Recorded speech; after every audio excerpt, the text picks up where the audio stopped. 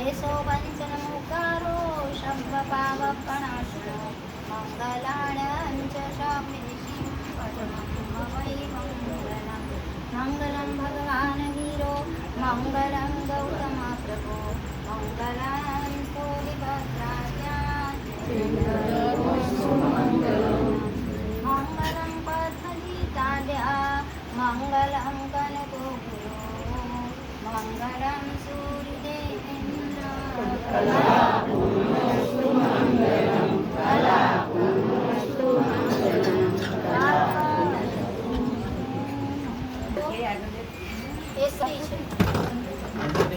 મંગલમ કરવો એ સંસ્કૃતિ છે.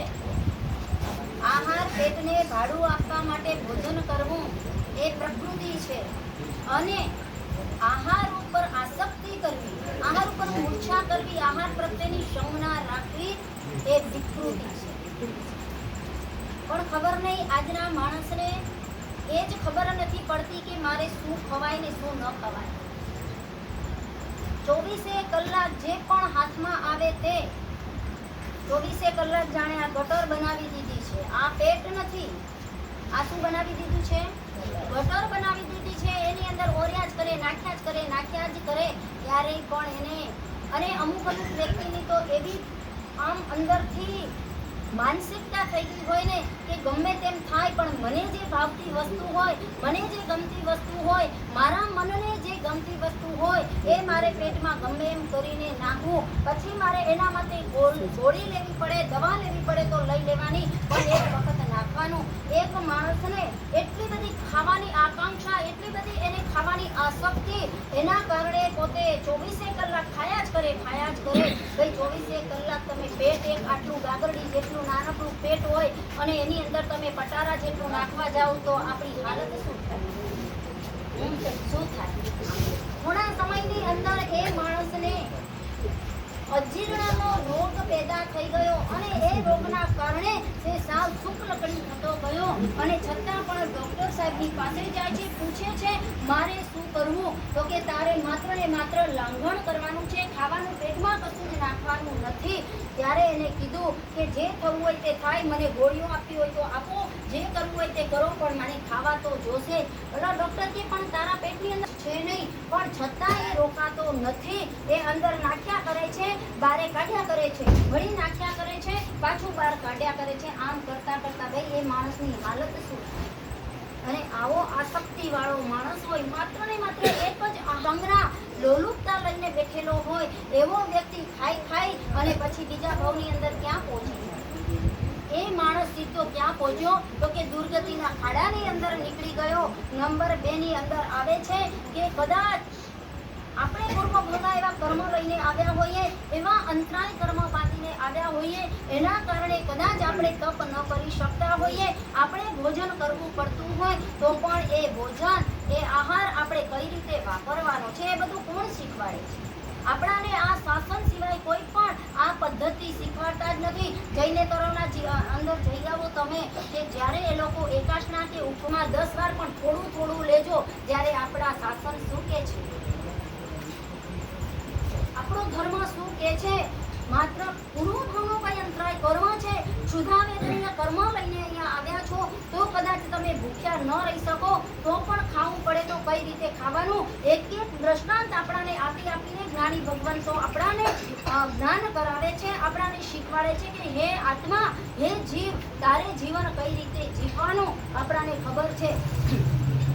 એ બધું શીખવાડી જાય છે કે હે જીવ, તારે જો આ માનવનો ભાવ મળ્યો છે અને એ માનવના ભાવને જો તારે સફળ કરી એને સમજાઈ જાય છે.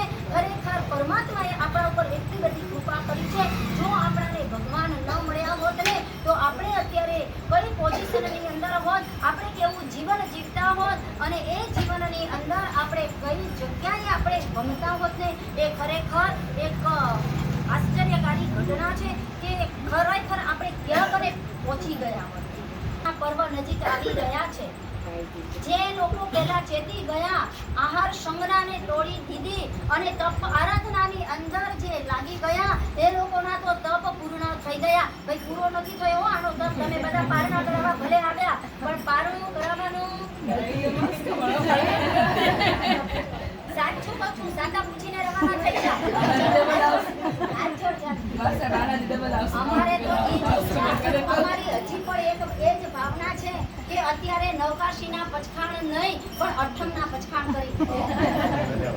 અમારે એને આગળ વધારવી છે. અમારા બધા આખા સમુદાયના 8 ઠાણાની એવી ભાવના છે કે વૃત્તિ માત્ર 11 ઉપવાસ નહીં પણ માસક સમણનો તપ અમારે કરાવો છે. બરાબર એને માસક સમણ થાય છે અને શ્રાવણ સુદ ભાદરવા સુદ પાંચમ આવે છે. બોલો હજી કાંઈ બગડ્યું નથી.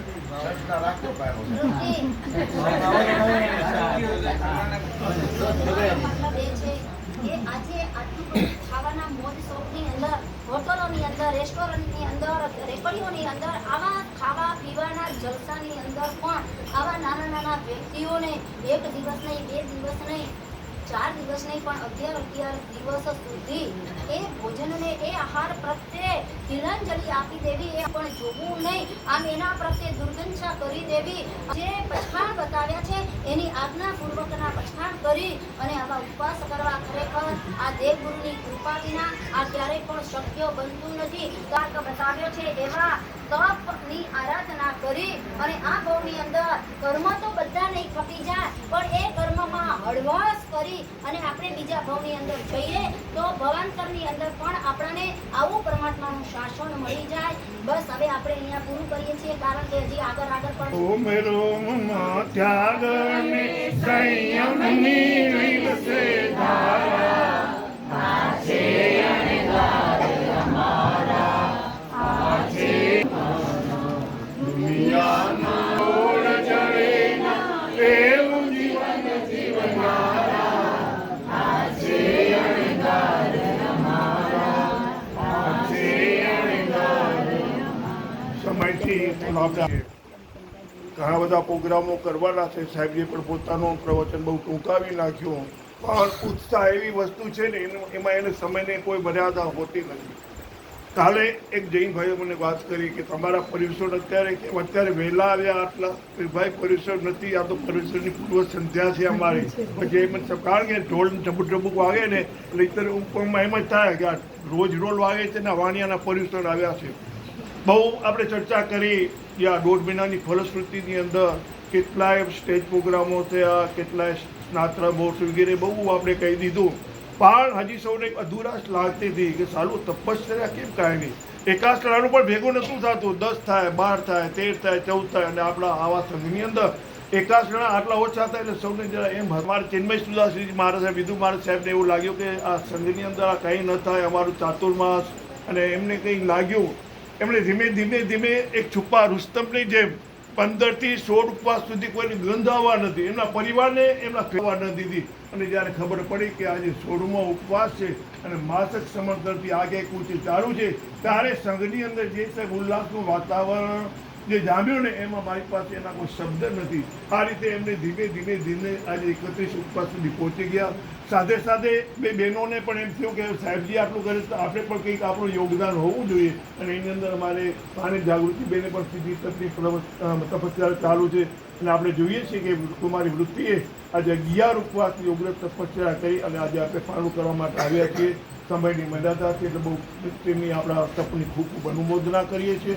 અને જેમ સાહેબજીએ પ્રેરણા કરી એમ આપણે સૌ પ્રેરણા કરીએ કે જો એમની શક્તિને ભાવના હોય તો આગળ વધે.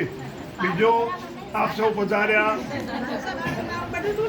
જ્યારે મને યાદ આવે છે ઘરે આવું છું ને ત્યારે અમારા ખાસ નહીં જે અમારા નાનપણના જે સંઘના અમારા સાથે કરીને કામો કર્યા છે, વર્ધીભાઈ, જેને આ સંઘની અંદર એટલો ભોગ આપ્યો છે એની કોઈ આપણે કંઈ શબ્દમાં એનું કંઈ કરી ન શકીએ. કે મારા શ્રી ભાઈબંધ જે વર્ધીભાઈને હું આજે શ્રદ્ધાંજલિ આપું છું. અને આજે આપ સૌ પધાર્યા, બહુ મોટી સંખ્યામાં પધાર્યા, તે બદલ હું શ્રી મહેતા પરસોત્તમ આસ્કરભાઈ પરિવાર તરફથી આપ સૌનો ખૂબ આભાર માનું છું.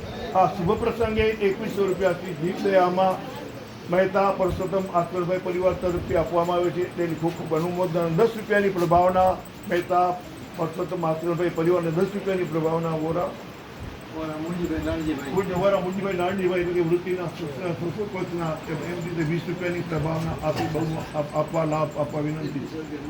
મુંજીભાઈ નારજીભાઈ તરફથી 21 રૂપિયા જીવદયામાં આપવામાં આવે છે તેમની આપણે ખૂબ ખૂબ અનુમોદના કરીશ. અને હવે નવકાશીનો ટાઈમ તો ઈચ્છા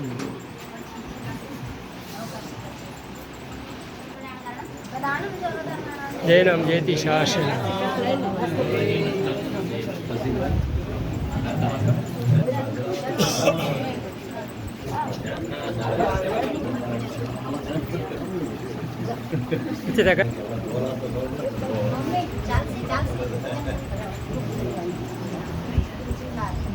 ગુરુજી અમારો અંતરનાથ અમને આપો આશીર્વાદ. ગુરુજી અમારો અંતરનાથ અમને આપો આશીર્વાદ. આજનો દિવસ કેવો છે?